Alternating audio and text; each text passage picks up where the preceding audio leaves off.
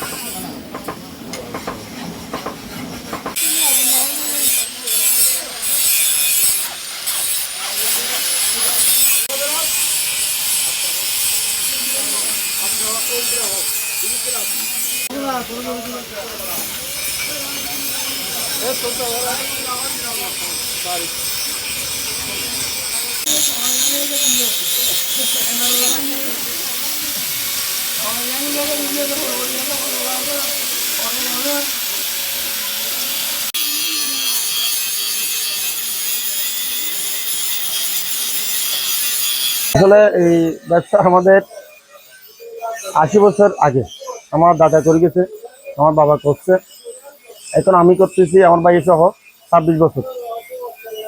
যথেষ্ট আসলে ব্যবসা তো আসলে অনেক কিছু ছিল, অনেক মানুষ ছিল। এই আগে তো মালার দাম কম ছিল, জিনিসের দাম কম ছিল, এখন আসলে লাভবান বেশি ছিল। এখন সব মালের খরচ বেশি কিন্তু লাভবান কম। তো তাছাড়া তারপরে ব্যবসা বংশগত ব্যবসা হিসেবে আমরা ধরে রাখছি। মোটামুটি আছে, মোটামুটি জিনিসের দাম বাড়তে ধরবো ভাই, এখানে কারণের দ্বারা সমস্যা হয়েছে। গরমে এক কষ্ট, কারণের সমস্যা হলে খাদ্য সমস্যা হলো বেশি। খাদ্য চাপ লাগলে আমরা কাজ করতে নিতে পারতেছি না কারণের জন্য। এটা তো 60 পুরুষের মতন ব্যবসা, 60 বছর মতো হয়েছে এখানে ব্যবসা করতেছে। আমরা দাদা দাদে বাপ দাদা শুধু গোষ্ঠী করে যেতেছে, এখন আমরা মাথা ধরে আমরা কষ্ট করতেছি আর কি করবো। জিনিসের দাম বাড়তে আমাদের দাম কিন্তু বাড়ে না। আমাদের ছেলে মেয়েরা মনে করে দেবে কাজ না করার জন্য, কেন কি করবো? তো এখন আমরা যে কষ্ট পাইতে আমাদের ছেলে মেয়ে এরকম কষ্ট দিতে পারবো?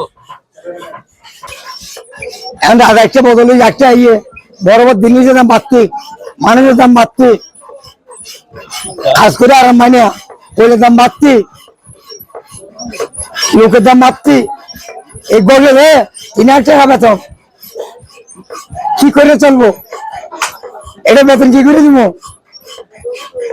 অনেক খরচা, বিদ্যুৎ নাই, ও বই থাকে, ও তো খাম মতোই বই থাকে, কাজ করতে পারে না।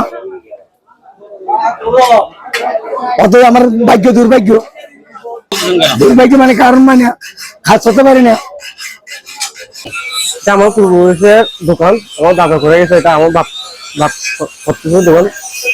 আমি আসলে করি না, আমি এখন ইন্টার সেকেন্ড ইয়ার পড়ালেখা করি, এমনি সাহায্য করতে আসছি। এখন তো মনে করেন আগের মতো ব্যবসা নেই, আমাদের লোহার দোকানে সবকিছু দাম বাড়াই গেছে, এখন ফলের দামে মানে বেশি হয়ে গেছে। এখন কি করবেন, এমন বাবা তো এখন ঐতিহ্যবাহী ধরে রাখতে পারছি।